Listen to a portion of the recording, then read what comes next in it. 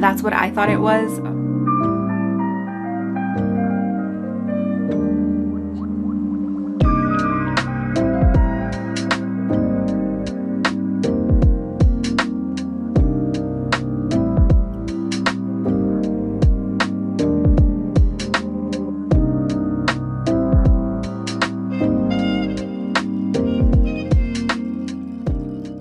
Hello guys, welcome back to my channel. There we go.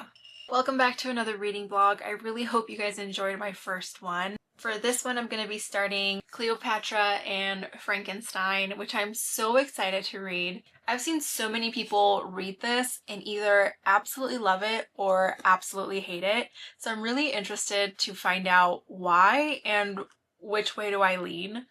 Also, I won't lie, the cover completely sold me. I think this cover is absolutely gorgeous. I love just like the painting of it, and I don't know, something with the blue and the pink and the soft white. I know you're not supposed to judge a book by its cover, but I definitely judge books by their cover, and I love this cover. So it's actually been sitting on my TBR for the longest time just because I feel like I don't want to ruin it for myself, if that makes sense. I'm so scared of reading this and not liking it. And even if I don't like it, I'm gonna keep it just for the cover. But I'm really scared of like ruining it for myself and then just not liking it. And so I keep putting it off, but I think it's time. It's time! Earlier this week, I actually put a poll on my Instagram so that you guys could choose my next read. And you guys chose this book, and I'm really glad you did. And you guys are gonna laugh at me, but for the longest time, I actually thought it was about the Cleopatra and the Frankenstein who like met and fell in love, and I just thought that was like a really cute, quirky storyline. I did not realize that these were nicknames for the main characters, but that's okay. I still like it. Also, I need to tell you guys about the little oopsie that I did. Like I said, love this cover, so I ordered this book on Amazon when it was, I think it was Prime Day, like back in July. That's how long it's been sitting in my physical TBR. But I bought the physical book, and I don't know what happened, like what was I looking at, that I actually ordered the translated Spanish version, and I did not realize that until I went to finally open it and read it. And yeah, I go to chapter 1 and it's all in Spanish. And I do speak Spanish, I do read in Spanish. And so I ended up actually having to buy it on Kindle. I think I will definitely keep this book, and I want to really try to read it, the whole thing in Spanish, but I think I should read it in English first. That way I actually understand what's going on, because even though I do speak Spanish, reading in Spanish is a whole different world, and I think you have to, or at least I would have to really dedicate some time and patience and really like focus.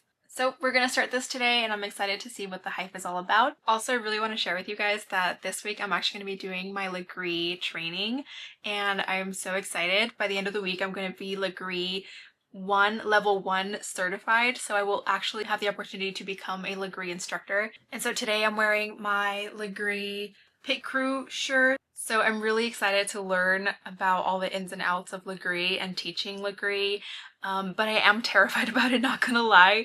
But anyway, I am going to try to show you little bits and clips of that throughout the week as well, since that's going to pretty much take up the majority of my week, which is also why I'm only going to be doing one book for this vlog. I do want to dedicate the time to Cleopatra and Frankenstein, but also I just don't have the time to read more than one book this week. So come with me for a few days of cozy reading of Cleopatra and Frankenstein.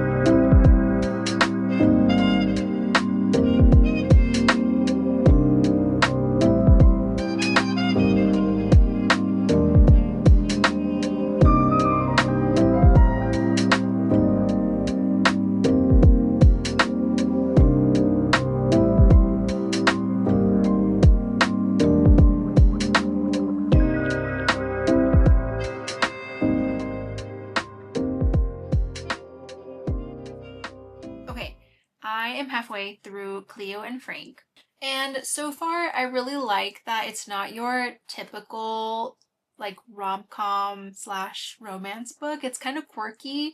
It just feels very intentional. Like the writing feels very intentional. The story feels very intentional. And overall, I just really, really like this style of writing. I think it's so descriptive to the point where I can actually picture the scenes like a movie in front of me. And I really like that because that's what really keeps my attention. Funny enough, the way that Coco Mellors describes the characters, both physically and in their personalities, I don't know why, like, I honestly picture, like, the guys from The White Lotus. Picture Chelsea and Rick. Like, when talking about their age gap and, like, his and Frank's drinking and drug use and just him making, like, stupid decisions constantly, I just picture Rick for some reason, and then Cleo being kind of quirky, having the accent, being younger. I just, for some reason, picture Chelsea. They're not exact like Cleo and Frank, it's just who comes to mind.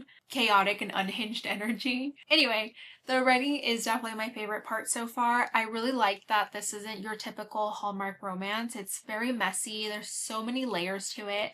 And it deals with, you know, themes of addiction, depression, visas, insecurities in your 20s, complicated parent dynamics, etc., etc., etc. So it just feels really layered and intentional, and it's not just about the relationship between Cleo and Frank. It's about everything that encompasses them and like the world around them. And I think that's something that I really resonated with being in my 20s, navigating through marriage, navigating visas, navigating just corporate life, finding my identity. They even mentioned a dog named Lulu, and my dog's name is Lulu. So I am definitely intrigued. I'm definitely enjoying it. I still don't know 100% which way I am going to lean towards. Obviously, right now I am halfway and I'm leaning towards liking the book for many different reasons. But I don't know if, like, in the other half, they're just gonna lose me completely. I'm not sure. But yeah, so far I like it. I'm gonna keep reading it and I will fill you in on my final thoughts at the end.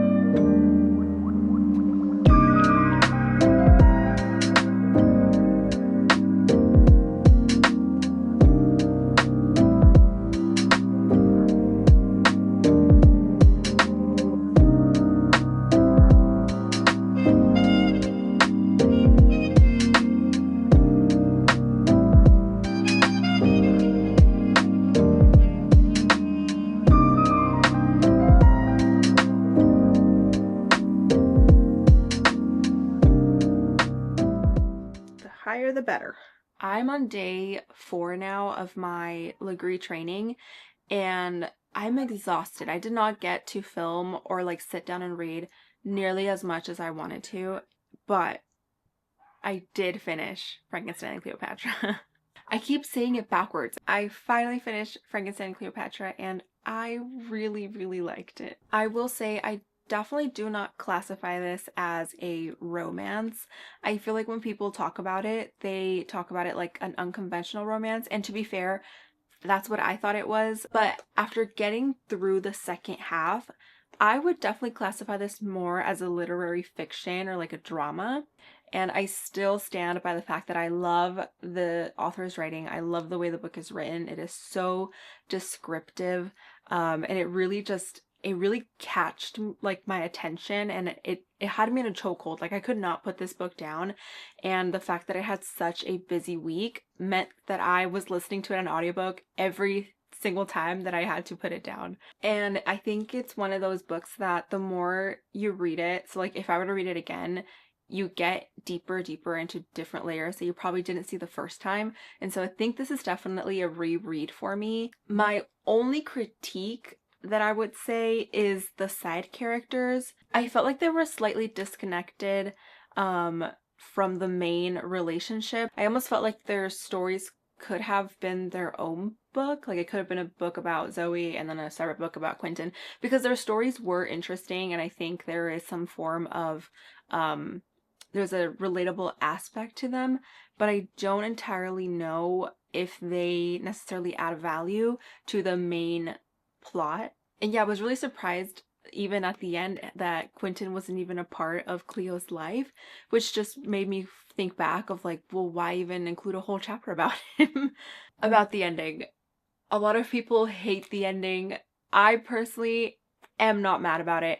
I think the ending has a much deeper meaning. I think the ending is really powerful in the fact that it shows that love can come into our lives in many different forms and in many different parts of our lives. But at the end of the day, that doesn't automatically mean that it's the love that is healthy or is meant to last in our lives. And to me, the biggest takeaway was the characters learning to choose themselves and love themselves first in order to be happy, rather than basically fight tooth and nail to love their partner. And so I think that has a really beautiful meaning in it at the end of the day. But I can definitely see how this book can have some very polarized opinions. I really like the story. I really like the writing. I love the characters. And I love the themes that are portrayed in the book. And so I think it's a solid 4.5-star read. I really hope you enjoyed this week's reading vlog. I know it was a little quirky, but if you enjoyed it, don't forget to like and subscribe because it really helps me out. Next week's vlog is going to be a little different because I'm going to be out of town. So we'll see how much I actually get to read while traveling. I'll see you guys in the next one. Bye!